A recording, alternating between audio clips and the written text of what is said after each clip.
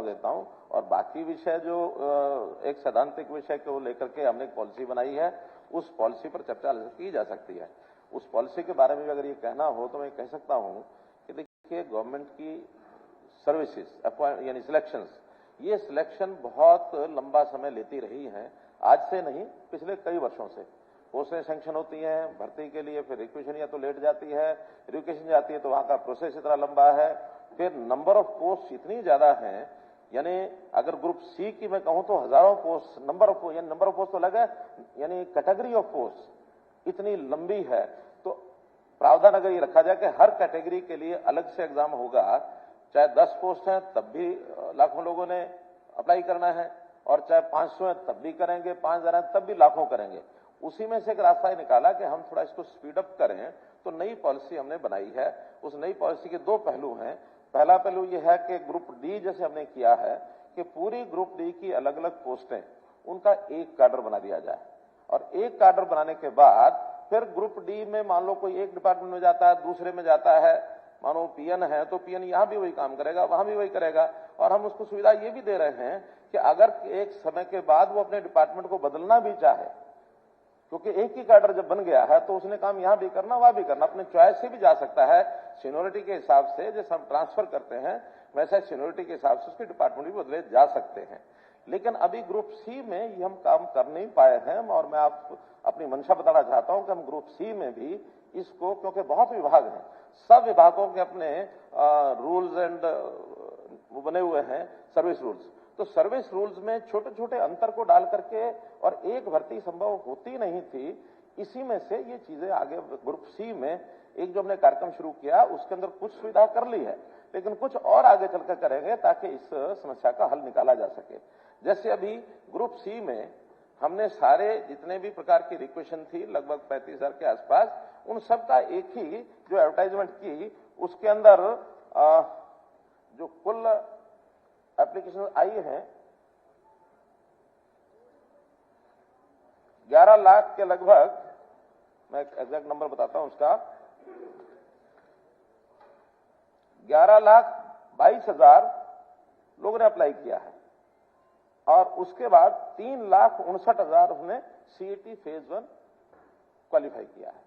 अब 3,59,000 के बदले में भी 501 यानी टाइप्स ऑफ पोस्ट ये है। अब 501 एग्जाम लेने से आगे, क्योंकि उसमें सबके रूल्स, सर्विस रूल्स अलग अलग होने के कारण से उनको अलग अलग एग्जाम लेने की प्रक्रिया चालू कर सकते हैं, लेकिन अगेन उन 3,59,000 को अगर वो करेंगे तो वो सालों साल लगते हैं।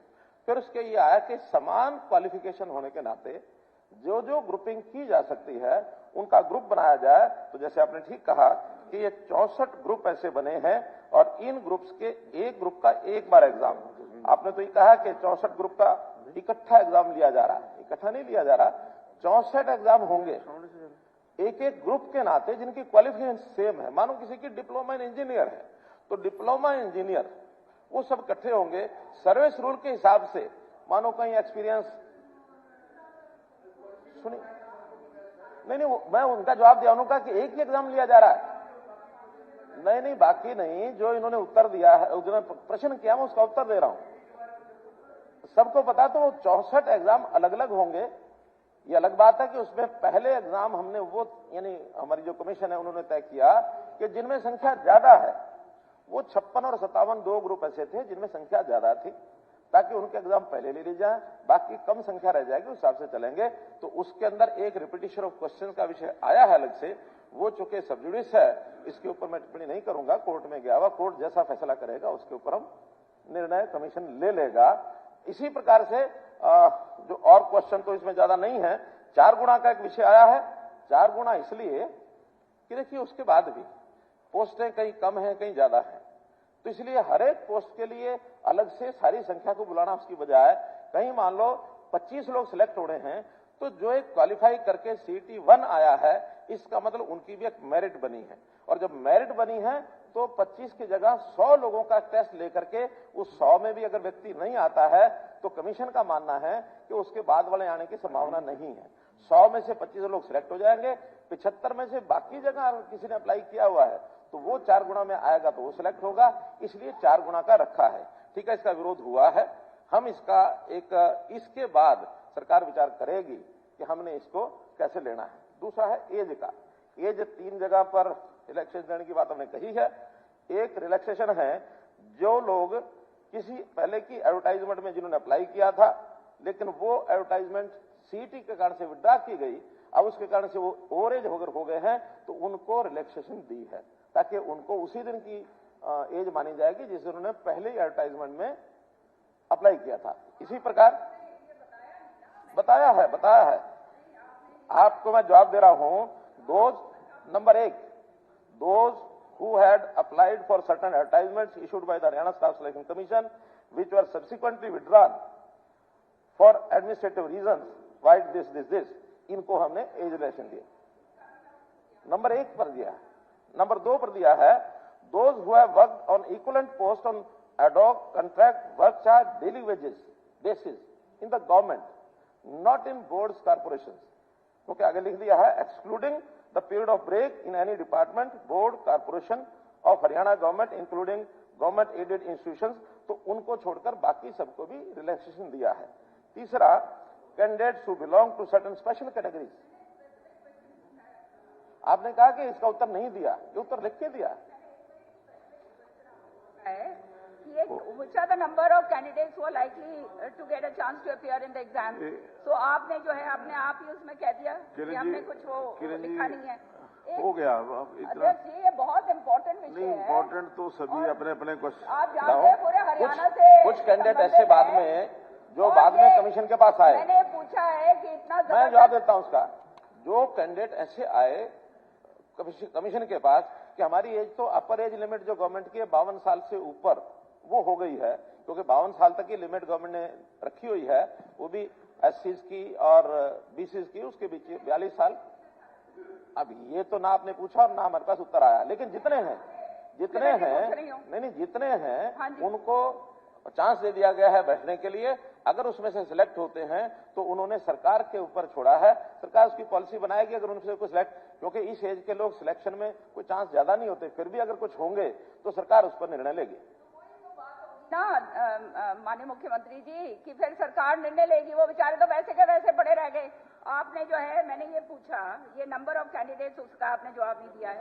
फिर आपने कहा है किरण जी एक क्वेश्चन के अगर ऊपर 15 मिनट लगेंगे, नहीं बाकी के मेंबर्स को जो राइट्स हैं उनके ऊपर आप वो कर रहे हैं।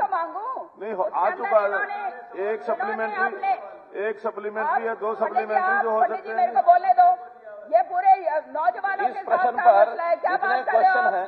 इस प्रश्न पर जितने बच्चों का मसला है, आप उनके जितने सप्लीमेंट्री हैं वो लिख के दे दें, सबका जवाब लिख के कैंडिडेट को दे दिया जाएगा। आपके बीच में नहीं मैं उठ के बोलती, मैं बता रहा हूँ हर एक समय में उठ के बैठ के मैं अध्यक्ष महोदय इस प्रश्न पर बहुत एक मिनट बताता हूँ, जो मर्जी है नहीं सबका उत्तर दे रहा हूँ। इस प्रश्न पर जितने सप्लीमेंट्री, क्योंकि बहुत ज्यादा आ सकते हैं मुझे मालूम है, जितने सप्लीमेंट्री जो सदस्य देना चाहे आज शाम तक दे दें, उनको सारे जवाब लिखित में दे दिए जाएंगे। ऑन द सदन पटल पे मैंने पूछा है कि उसके खिलाफ क्या प्यूनिटिव एक्शन लिया है, जिन्होंने अभी तक जो गलत काम हुआ है उस एजेंसी के खिलाफ क्या एक्शन लिया है। कोई गलत नहीं हुआ, आप कह रहे हैं ये सदन।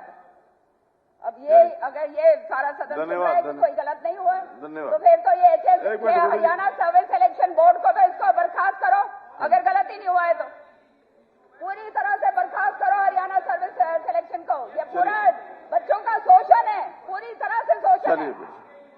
माननीय सदस्यगण, आज सदन में पूर्व अध्यक्ष हरियाणा विधानसभा एवं पूर्व मंत्री हरियाणा सरकार सरदार महेंद्र सिंह चड्ढा एवं हरियाणा विधानसभा के पूर्व अध्यक्ष श्री कुलदीप शर्मा अध्यक्ष दीर्घा में उपस्थित हैं।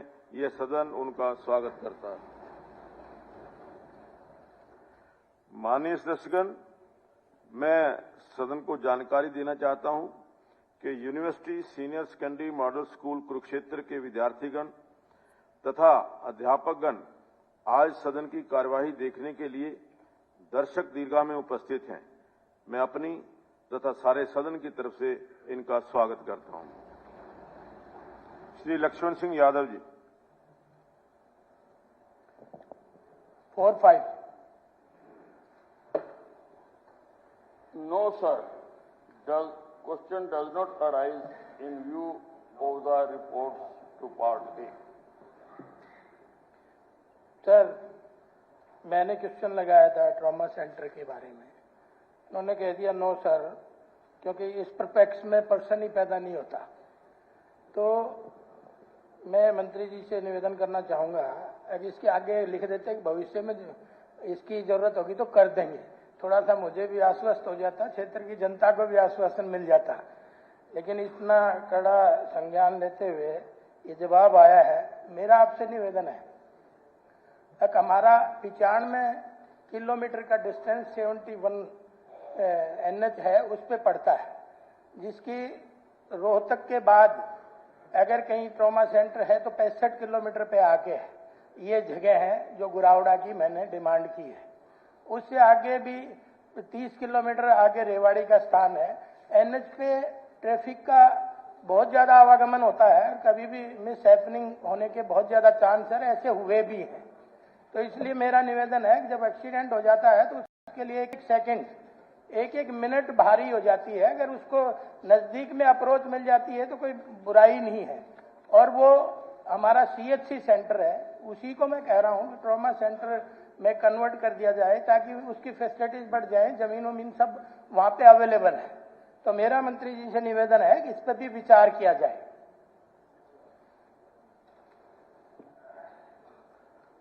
अध्यक्ष महोदय, अभी कम्युनिटी हेल्थ सेंटर गुरावरा डिस्ट्रिक्ट में रिवाड़ी में लोकेटेड है, ऑन रिवाड़ी जज्जर हाईवे, और जो 24 घंटे काम करता है। इसी प्रकार से trauma centre district civil hospital Rewari located at a distance of 21 kilometers from Goravra on one end, and district civil hospital Jhajjar located at the distance of 27 kilometers from Goravra are providing services. Speaker sir, government of India की guidelines है कि एक trauma centre से दूसरे trauma centre का जो distance है वो कम से कम 50 किलोमीटर होना चाहिए, कम से कम 50 किलोमीटर या 21 किलोमीटर पर ये अस्पताल बने हुए हैं। और जल्दी ही वहां पर हम एम्स भी शुरू करने जा रहे हैं जो सब सुविधाओं से संपन्न होगा, और हमारे हर अस्पताल के साथ एम्बुलेंसेज भी अटैच्ड हैं। एडवांस लाइफ सपोर्ट सिस्टम हमारे वहां पर लगे हुए हैं। इसलिए इन सारी परिस्थितियों